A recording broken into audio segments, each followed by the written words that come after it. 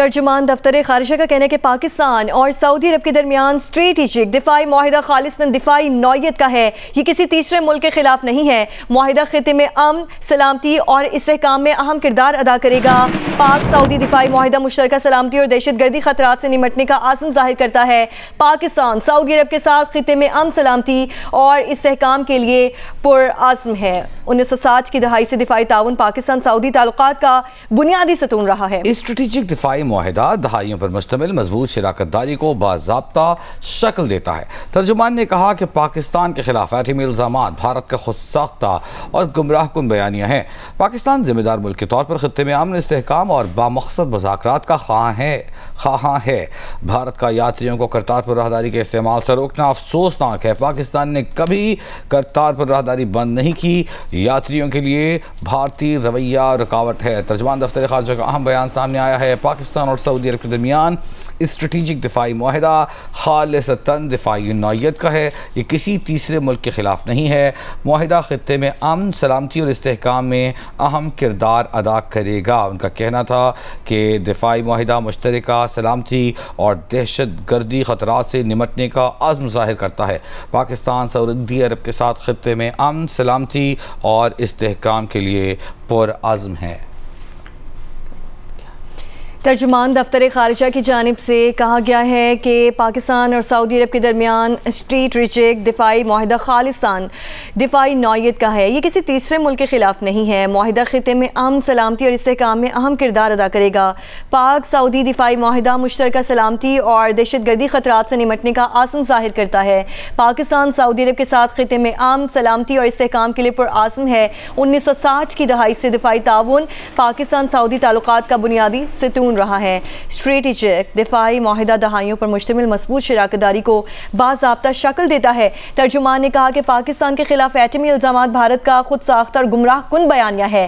पाकिस्तान जिम्मेदार मुल्क के तौर पर खिते में अमन, इस्तेहकाम और बामकसद मुज़ाकरात का ख्वाहां है। भारत का यात्रियों को करतारपुर राहदारी के इस्तेमाल से रोकना अफसोसनाक बात है।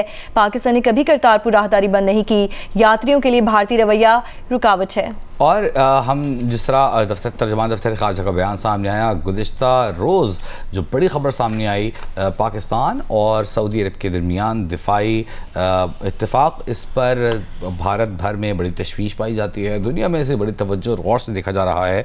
इस पर अमल दिया है तर्जुमान दफ्तर खारिजा ने। उनका ये कहना है कि खालिस दिफाई नौयत का ये मुआहिदा है। उन्होंने कहा कि पाकिस्तान और सऊदी के दरमियान हमेशा से ये चीज़ मौजूद थी और इस हवाले से किसी को परेशान होने की ज़रूरत नहीं है। उनका ये कहना है करतारपुर राहदारी पाकिस्तान ने बंद नहीं की। जलालपुर के करीब मोटरवे M5 में शगाफ डाला जाएगा या नहीं, कमेटी इजलास में आज भी कोई फैसला ना हो सका। मलिक शहादत हुसैन हमारे साथ मौजूद हैं, उनसे तफसील जानते हैं। जी शहादत, बताइएगा। जी वजी सानी, ऐसा ही है। आज भी जो शगाफ डालने या ना डालने की तजवीज़ का जो जायजा लेती है कमेटी, उस अरकान आज भी इकट्ठे हुए हैं और वहाँ पर उन्होंने पानी के बहाव का एक्चुअली उन्होंने जायजा लिया है कि पानी का बहाव किस तरफ है और इस पे अगर अभी शगाफ डाला जाता है मोटरवे के ऊपर तो नुकसान किस हद तक हो सकता है, बचाव हो सकता है। अभी वो इस नतीजे पर नहीं पहुंच सके हैं कि मोटर पर कोई शगाफ डाला जाए। हमारी कमिश्नर आमिर करीम है, मुल्तान कमिश्नर, उनसे बात हुई है तो उन्होंने भी यही कहा है कि कमेटी के जो अरकान हैं एक्सपर्ट ओपिनियन देंगे तो उसके ऊपर हम फैसला इसको शगाफ डाल देना चाहिए या अभी इसको रोकना चाहिए। ये जितने भी एक्सपर्ट्स हैं वो दिन में 2 मरतबा सैलाब का जायजा लेते हैं और वहाँ पर बैठते हैं और इसी चीज को देखा जा रहा है कि अगर हम मोटरवे के ऊपर शगाफ डालते हैं तो इसका फायदा क्या जलालपुर के अवाम को होता है या नहीं होता, या बाकी जो जितने भी। ठीक है, बहुत शुक्रिया आपका मलिक शहादत। DGISPR लेफ्टिनेंट जनरल अहमद शरीफ चौधरी का कहना है कि मुस्तनद पक्के सबूत हैं कि गैर कानूनी अफगान बाशिंदे दहशतगर्दी और संगीन जराइम में मुलव्वस हैं। जामन जरीदे को इंटरव्यू में उन्होंने कहा कि अमरीकी इनखला के बाद अफगानिस्तान में छोड़े गए अमरीकी हथियार दहशतगर्दी में इस्तेमाल हो रहे हैं और अमरीका भी इस पर तशवीश का इजहार कर चुका है।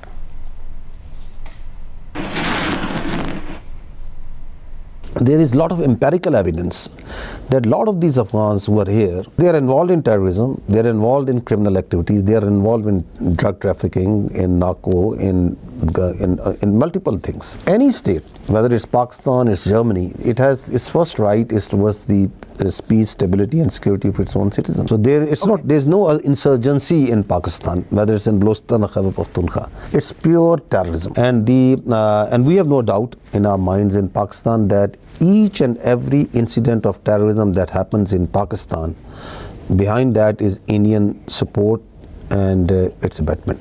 But we have absolutely no doubt. So Pakistan has been giving all these dossiers, and each dossier is full of the evidence to the international community, and in Sharm el-Sheikh it was handed over to the Indian Prime Minister at that time. There are hundreds of such examples where there is money transfers from serving Indian officers. They are transferring, they send drones with explosives, come to the Pakistani side, the terrorists take them up, plant them, send the pictures of the incident, of the people killed. There are telephone calls, there are audio calls, and there are instructions given. वज़ीर आला पंजाब मरीम नवाज का कहना है कि Saudi अरब और पाकिस्तान में दिफाई माहिदा बड़ी सिफारती कामयाबी है। अटाला में बैठे शख्स को ये नहीं पता कि वो किस्सा पारी ना बन चुका है। पाकिस्तान आगे बढ़ गया है। पाकिस्तान और अवाम तरक्की के नए सफ़र का आगाज़ कर चुके। मदीना मुनव्वरा में बानी PTI के चेलों ने हम पर जुमले कसे, शहबाज शरीफ की तज़लील करने की कोशिश की। शहबाज शरीफ को सऊदी सरजमीन पर वो इज्जत मिली है कि दुनिया देखती रह गई। सऊदी अरेबिया ने कहा कि पाकिस्तान पर हमला सऊदी अरब पर हमला तस्वर होगा, और इसी तरह सऊदी अरब पर खुदा न खास्ता हमला पाकिस्तान पर हमला तस्वर होगा। कभी देखी इतनी बड़ी सफारती कामयाबी?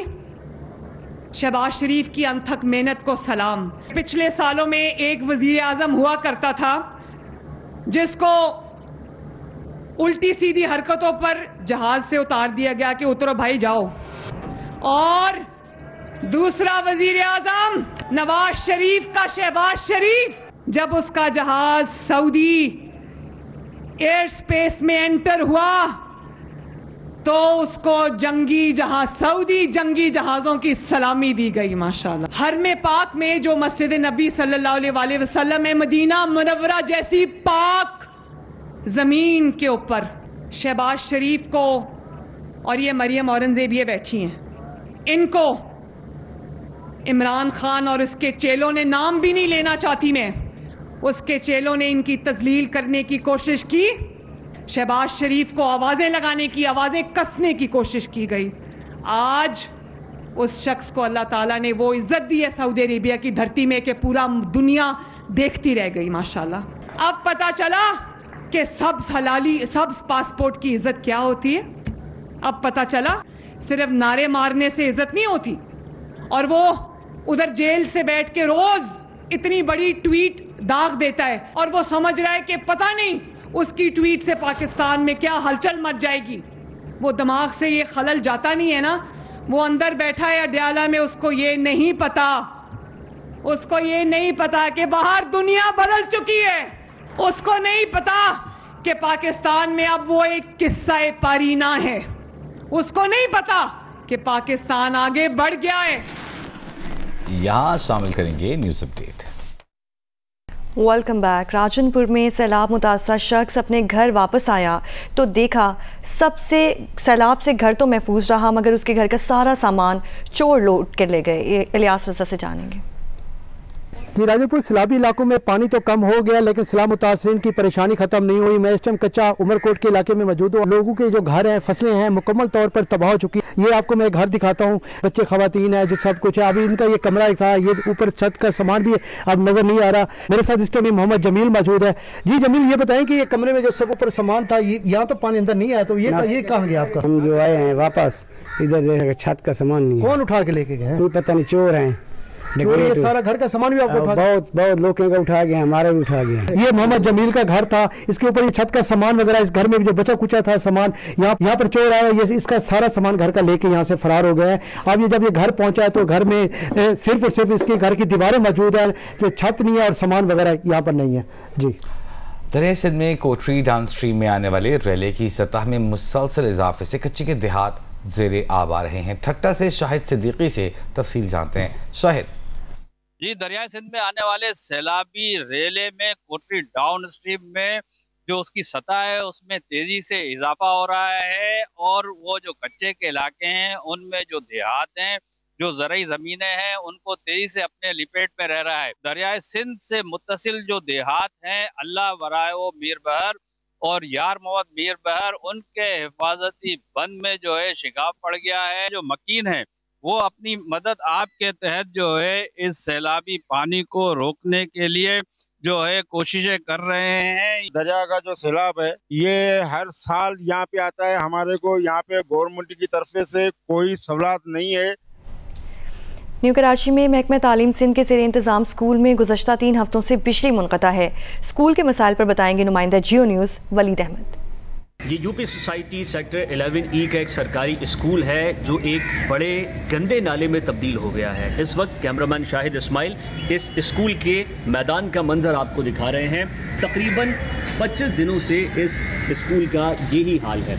प्रिंसिपल ने ऑन रिकॉर्ड तो हमसे बात नहीं की, लेकिन उन्होंने फ़ोन पर हमें बताया कि उन्होंने नॉर्थ नाज़िमाबाद टाउन को इसकी शिकायत दर्ज की। न्यू कराची टाउन में तकरीबन 2 हफ्ते तक दरख्वास्त पड़ी रही, लेकिन किसी तरह की कोई मशीनरी यहाँ पर आई ना इस पानी की निकासी हो सकी। 10वीं तक यहाँ पर तालीमी सरगर्मियाँ होती हैं, मॉर्निंग शिफ्ट में भी और इवनिंग शिफ्ट में भी।